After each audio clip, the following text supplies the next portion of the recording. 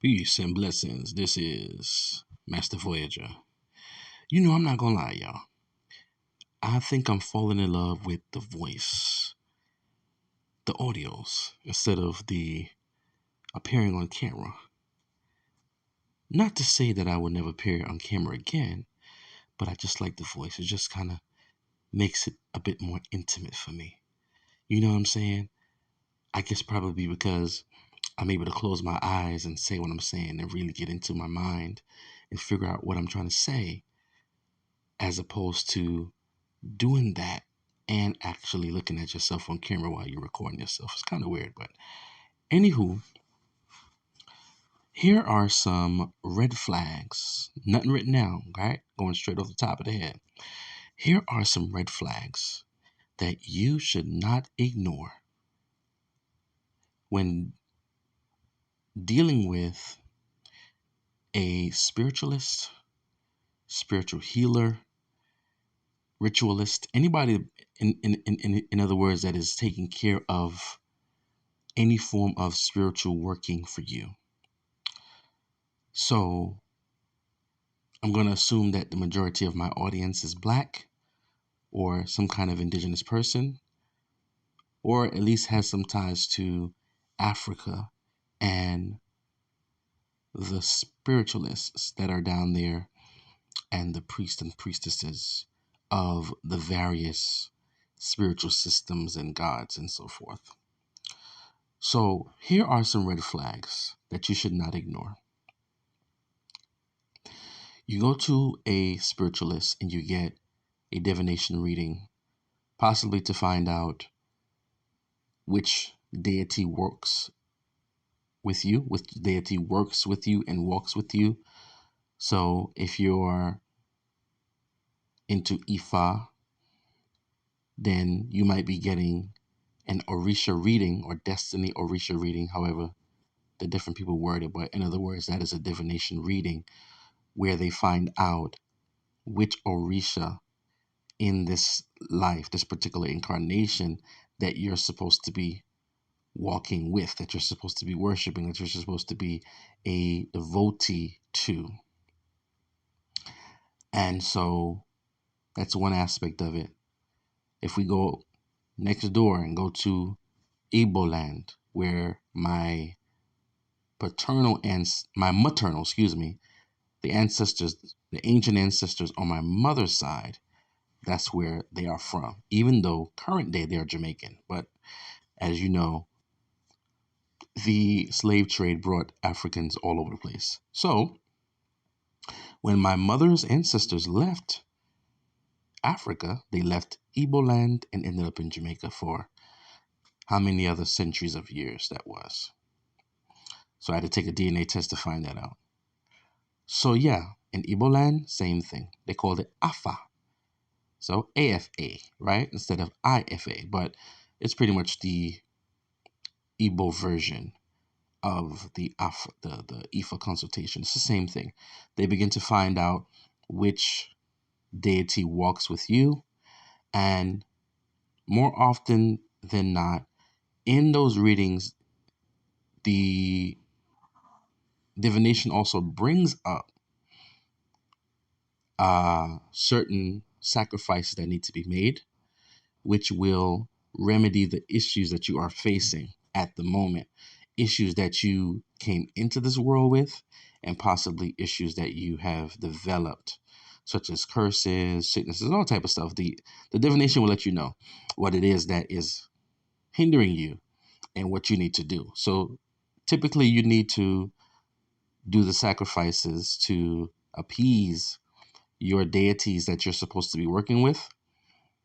Because like I said, perfect case in point, for some of us that are in the diaspora, we're many times removed from our African indigenous culture. So therefore, the covenants that our ancestors had with these deities, they were not able to uphold it because, like I said, because of slavery. So a spirit is not a human. So they get pissed off. You understand? And begin to either take back what it is that our ancestors covenanted for, or they, out of frustration, they will continue to assault the family spiritually because the covenant has not been upheld. Now, obviously, you don't know that because you're a damn Christian or you're a Muslim. So you have no idea that, hey, your ancestor did this covenant, and the proper thing for you to do. Now, watch this. I'm gonna get back. I'm gonna get back to the topic, but Spirit is speaking through me, so I'm just gonna let it flow. The proper thing to do, even if you want to continue to be a Christian or a Muslim or whatever religion you are, that is not your African indigenous spirituality, even if you wanted to continue that, in some cases, the spirits don't have a problem with that. What they have a problem with is, yo, give me my due, give me my acknowledgement, and give me my appeasement. Give me what it is that your ancestors have covenanted me for. You can't say it doesn't apply to you because you being here is as a result of your ancestors. So you see how it gets all wacky, and again, why these spirits get so pissed off and feel disrespected. Because here you are now sitting there cursing and binding, pleading the blood of Jesus against and screaming Holy Ghost fire against the deity that is the motherfucking reason why your ass is born. So put yourself in the deity's shoes. You would be pissed off and would be angry and would be seeking some justice on your part. And by right, listen to this, y'all, by spiritual right and righteousness, you owe it to them because you made a covenant with them. So you owe it. So now, the best thing for you to do would be to appease that deity. In other words, give them the offering that they're asking for, then do another divination to find out what it is that the deity would be willing to receive from you that you can give in order to separate or disannul the covenant. Oh my God, I'm here trying to talk about red flags, and the spirit is just taking me in a whole different direction. Yeah, you need to do another divination at that point. Like I said, if you want to maintain being a Christian or Muslim or whatever religion you want to continue, you need to give the appeasement, and then you need to do another divination to find out what the spirit will be willing to receive from you to separate the covenant. Now, mind you, I'm going to be honest with you. In my opinion, that is not a good idea. The reason it is not a good idea to separate from your ancestral deities is because, again, like I mentioned before, for some of you, your ancestors could not give birth. So therefore, they made a covenant with a deity to remove barrenness from the family. So you are a result of the covenant with that deity. So if you now begin to disannul that covenant with that deity on respectful terms, by all rights, that deity is going to take back the benefits that was discussed in the agreement. Hello, say amen. It's going to take it back. I mean, put yourself in their shoes. If you had a business partnership with someone, I'm going to have to do the red flags later because the spirit is taking me in a different direction. So I guess that'll be a separate video. But the spirit's been telling me, don't try to control it, just flow. If you are in a business relationship with someone and they no longer want to be in business with you. So first of all, if I make a business partnership with you, I'm receiving something from you and then I'm exchanging something with you. So see where we both benefit in it. That's a business relationship that makes sense, right? I have something you want and you got something I want. So therefore, I supply you with what you want, and in return, you supply me with what I want in a harmonious cycle that continues. As long as both individuals maintain their end of the bargain, we got no problems. Everybody eating. So if this business partner that you were in partnership with no longer wants to be in business with you, they can have whatever reason they want. Whatever reason they want? That's not the problem.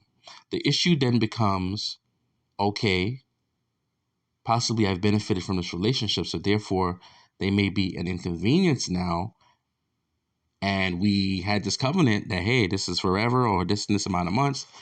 You got to recompense me something to make up for, lost profit. Or, and then once that happens again, like I said, we part our ways, by right, the benefit that I was offering you, I'm not giving you that no more. So you got to consider these things. So that's why, in my opinion, unless those deities are evil and malevolent, which some are, then you probably don't want to separate from your ancestral deities.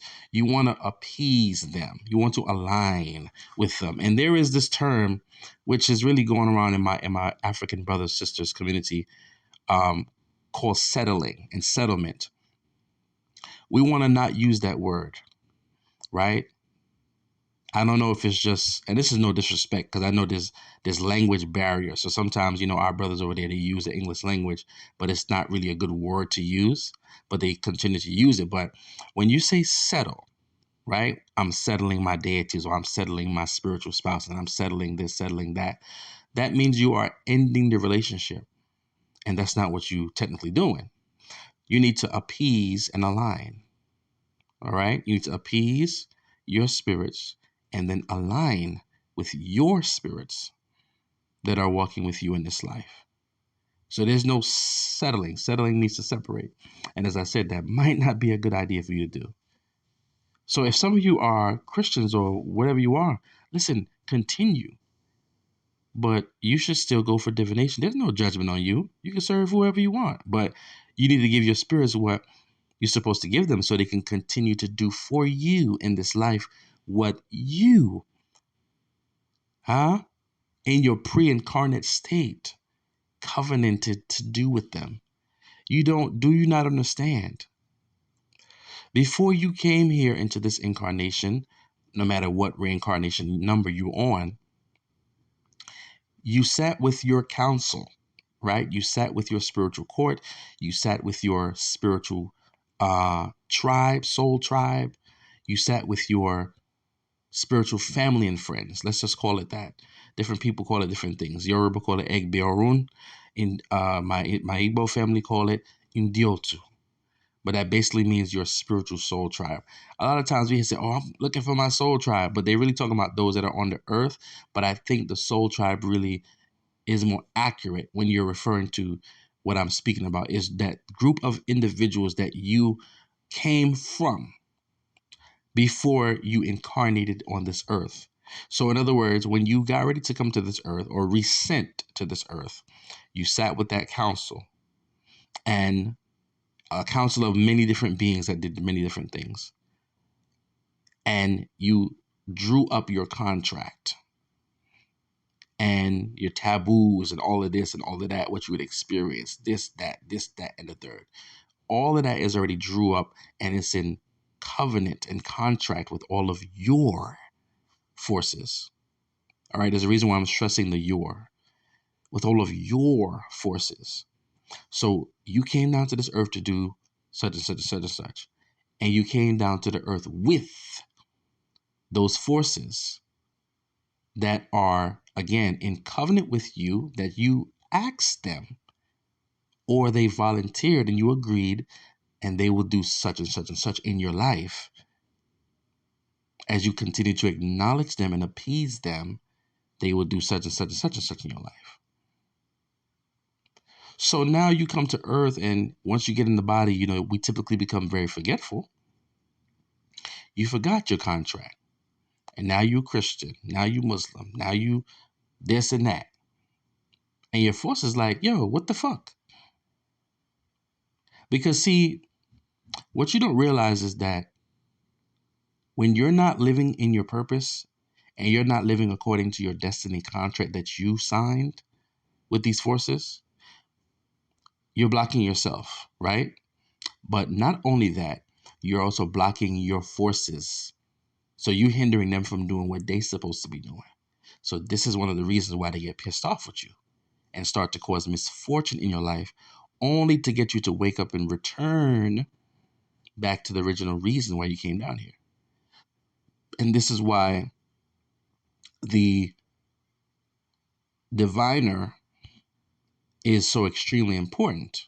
in your life, or prophet or priestess, whoever it is that helps you find out past life information, your divine and soul contract, and who tells you or is able to divine for you what spirit you walk with and what type of offerings you need to be giving. Whoever that person is in your life, you see why they're so important, because they help you stay in alignment. And once you're in alignment with all your forces, you can't help but to be prosperous. It's impossible. Most of the issues that people face in life, if it's not destiny, it's not any destiny contract, it's they're out of alignment somewhere. And so what happens is your forces, they in some cases cause mischief, misfortune, and in some, I would say in some intense situations, they could cause a death, you to die, because you're not living according to what you're supposed to be doing. But again, it's signaling you to say, hey, wake up, something's wrong, something's off. Let me go see a priestess, a priest, or a diviner to find out what is going on. So coming back to the red flags, I guess we could do it in one video. I guess the spirit wanted that to come out. Coming back to the red flags you should look out for. So you go to the priest now, the priestess, and they do the divination and they find out who you walk with. Um, you know, are there any offerings to be done? Which more than likely there will be, always. If not for nothing, just to start, you on your spiritual journey. So you'll find the appeasement rituals, offerings to be done for your spiritual soul tribe, like I said, your ancestors, and your deities. And if you have a spiritual spouse, then that's pretty much what they'll start you off with. And then after that, maybe you get into, are you supposed to be a priestess in this regard, or are you just a devotee? Right?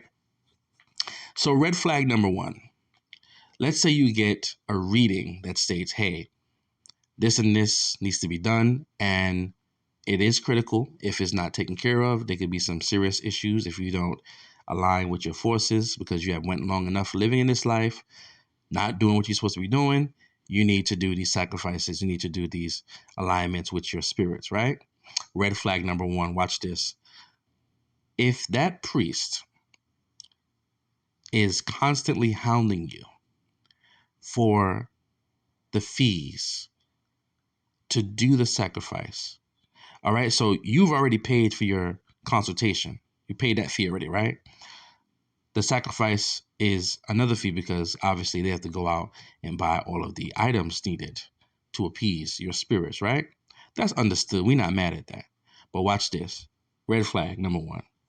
If that person keeps hounding you for the money, oh, you don't want to wait too long. You want to try to do all of them together, and it's critical. I had a dream about you last night. Da da da da da da da. You can just give $100 now just to start. You don't have to give everything. Da da da. Red flag. That's a huge red flag. For this logical reason, when you went to this person to get your divination done to find out what's going on, what type of remedies you need, right? You mean to tell me that your spirits that walk with you, you mean to tell me that they didn't know that you didn't have all the money right then and there? Of course they did. So why is the priest hounding you for the money? Is it that the spirits eat the money? Obviously not. So that's not a good sign. So that person is putting a lot of pressure on you to do the sacrifice. 9 times out of 10, they want the money. You should go somewhere else. I would disregard the reading. Now watch this. The reading could have been accurate, very accurate, but don't allow the spirit of fear that is being projected on you to make you hurry up and give money that you really don't have at the moment.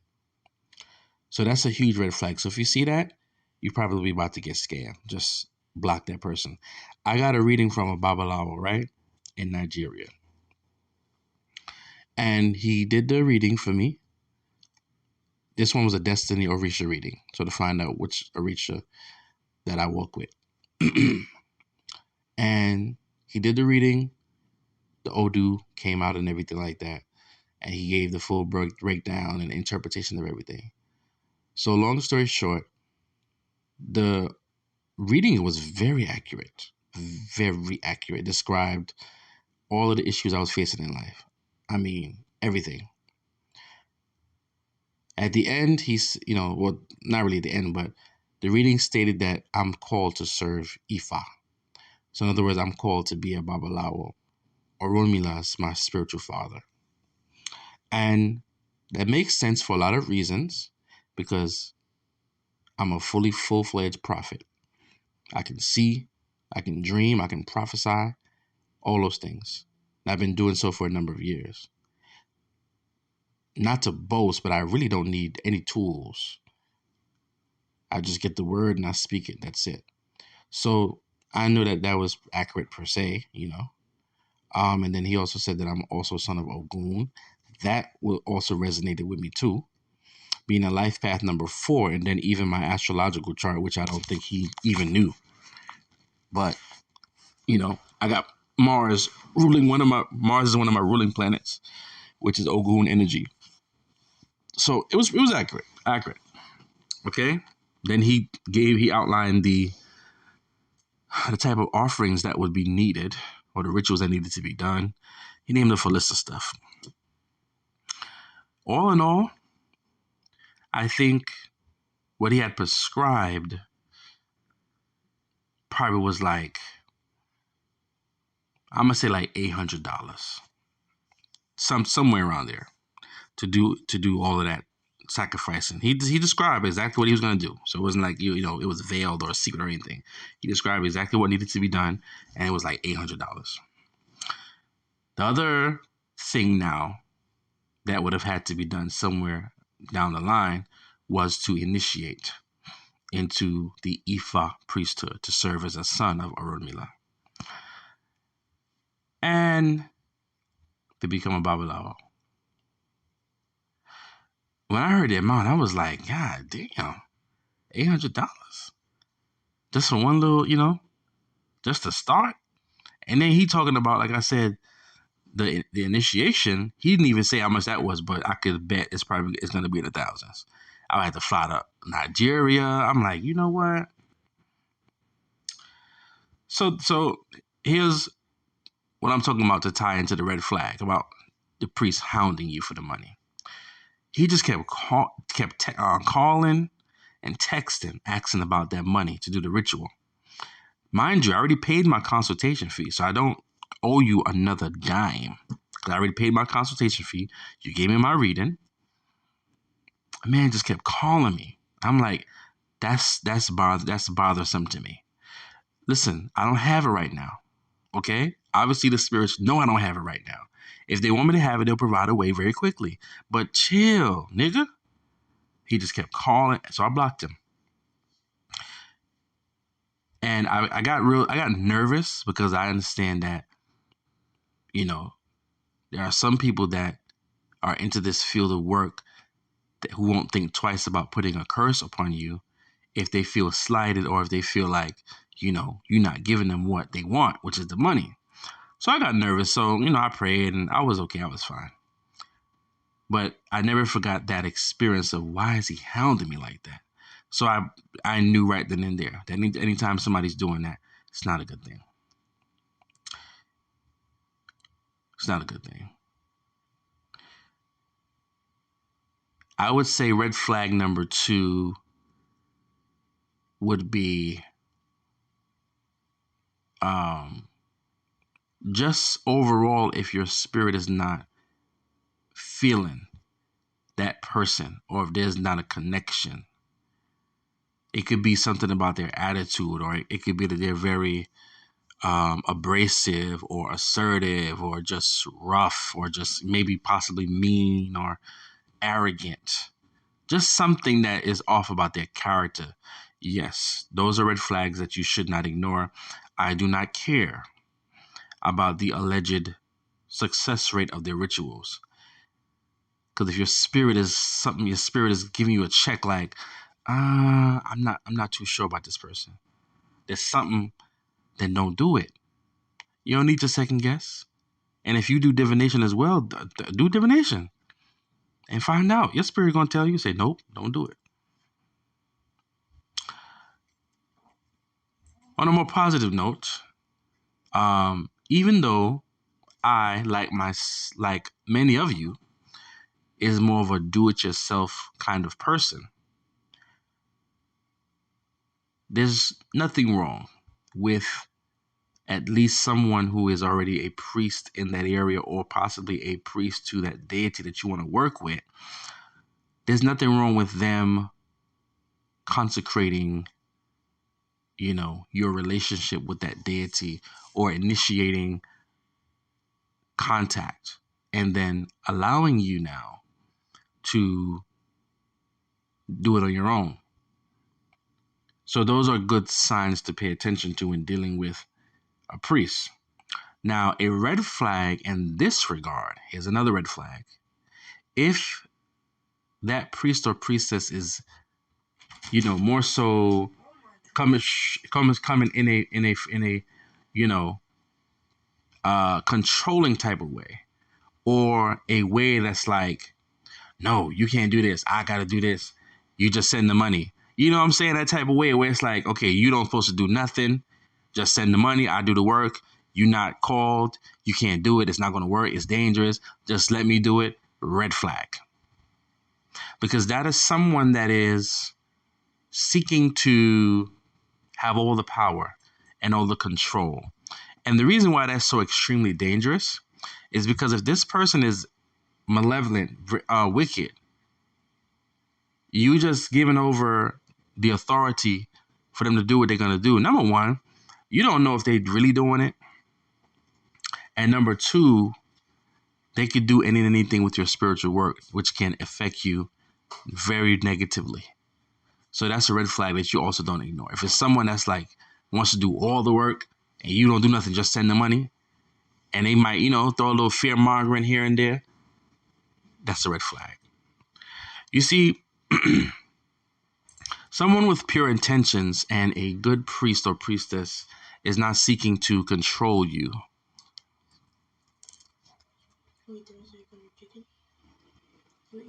It's fish. Someone who is trying to do priestly work for you with good character, good intentions, is not sitting here trying to control the entire thing. It's not sitting here trying to, just have you get them the money. And sometimes it be big ass amounts of money too. That's another red flag. Yeah, they're not trying to do that. A good priest or priestess is going to get you started with some information, get you started with what's going down, and then they're going to give you the instructions to continue the work on your own, as you should.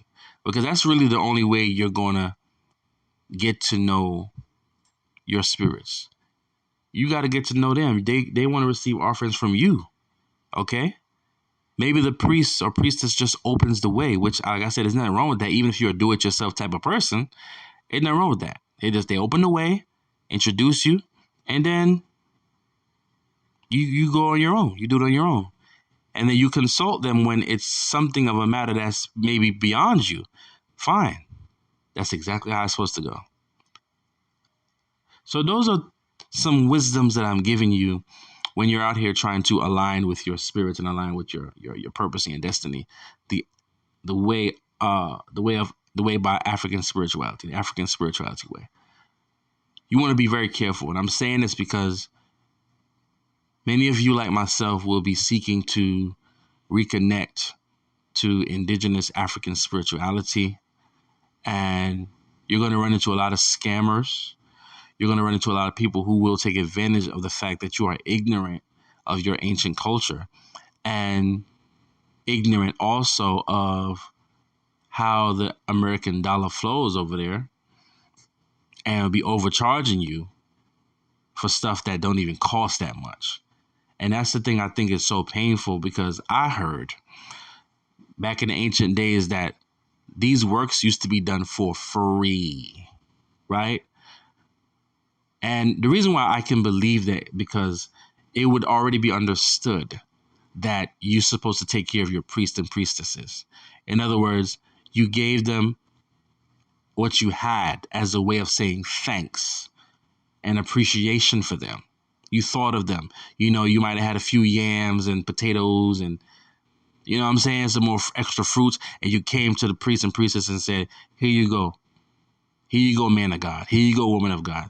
Just thought of you today. That's how it was done. So I heard it was done for free. They didn't charge. But, things are modern now. And like I said, I can respect it because, like I said, these items cost money. They do cost money to go buy and get it for you and do the ritual for you the way it's supposed to be done. So it's not nothing inherently wrong. But like I said, if the price is way up there, then that's a red flag. You probably should be looking the other way. So please don't get scammed out there. Prayerfully and use your discernment. Get some readings, Get some readings. Check your spirit and see if you resonate with this person. See if they feel at home. Watch as much of their videos as you can and want. And try their spirit by the Spirit. Yes, the Bible says so. Try their spirit and see if they're clean or unclean. And don't be scared, like I said. Your spirits know what's going on. And they're paying you seeking out a diviner, a spiritualist to do the consultation for you is the biggest step. And when you're forced to see that, they get so excited because they want you to be in alignment with the contract that you signed with them. So they get excited. So don't think it's strange that, you even start to increase in your spiritual hunger. You almost start to become obsessive about it because you're so excited. That's your spirit coming online. I'm going to be honest. I said earlier that some of your spirits, not all of them, some of your spirits won't have a problem with whatever type of religion you want to be involved in, as long as you give them they do and you take care of them and you feed them. I'm going to be honest. If you're going to take this spiritual path seriously, there's no way you're going to be able to be a Christian at all. There's no way you're going to be able to be a Muslim. It's not going to work. It's not. Because your spirits, once you start to feed them, they're going to get very active. They're going to get very powerful in your life as they're supposed to. They're going to start speaking very loudly, and they're going to start requiring certain things from you as it pertains to what you are supposed to be doing, which may be in direct conflict with your faith, as far as you being whatever religion you are. So more times than not, if you're going to take it real serious and give your all into it, you're going to have to sacrifice and walk, with one or the other. And I'm speaking from personal experience. I'm going through that right now. Now, I am not a Christian anymore, but I still got some, Christian ways in me. I still love reading my Bible, which I don't see there's nothing wrong with that at all. But I still frequent some Christian channels and maybe some Christian bloggers and listen to them, even though it triggers the shit out of me because I'm like, oh my God, this is so foolishness. But I never knew it was until my eyes opened. But it's like I sense a time where,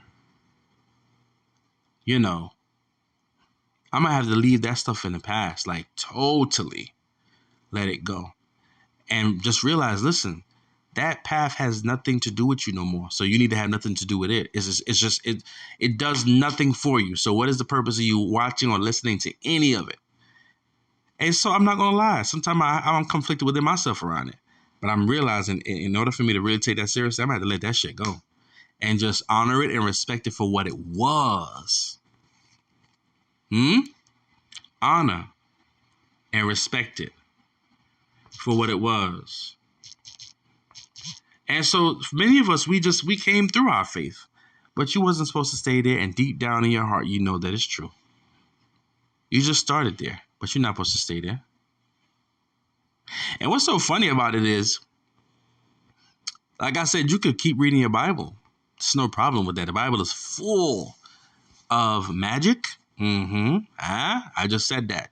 It's full of magic, rituals, occultism, metaphysics. That the Bible is one of the greatest spell books known to man right now. Argue with your mama. And as you get more and more into your indigenous spirituality, and then you go back to the Bible, you're going to be like, oh shit, this was in here the whole time? Even Jesus did his water rituals. Hello, baptism. Hello. Those who's born by the blood and the water. Hello.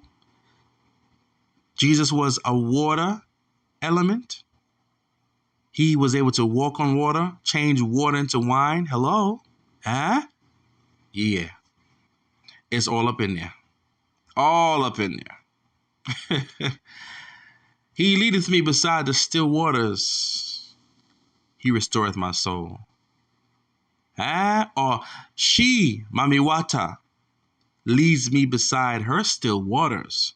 She, Nemiri, restores my soul. Yemaya restores my soul. Are you getting what I'm saying? Are you getting what I'm saying? So be careful out in these streets when you're getting the consultations. Pay attention to the red flags I showed you, and you can never go wrong. You can never go wrong. And some of the spiritual alignments that you will be doing, your spirits will show you. If they don't trust anybody around you, they will show you what to do. And all you got to do is do it with respect and humility, and you will be fine. Okay? This is Master Voyager. I'm called Master for a reason. Just passing by, sharing some knowledge and some information. I love you to life. Hey, listen, if you want to get a reading, the Spirit told me to lower my prices. $11.11. A reading done over YouTube video. It could be private or public. It's up to you. Just text my number after you get the donation and let me know how you want it done. Now, if you want a more direct form of reading, you can do it I can do it by phone, but that's $22.22. That's more of a direct form of giving you the counseling. I'm going to prophesy to you, and I got more access to you. I can take my time with it. You feel me? It's more of a direct way. All right. So the Oracle cards, tarot, shells, that's $11.11, but it's not personal. It's over YouTube video. And then I have the live phone call with me for $22.22. Do me a favor. Hit that like button, subscribe, and leave your comment. And if you have any topics that you would like me to address, go ahead and put it in the comments. All right. Talk to you later. Peace.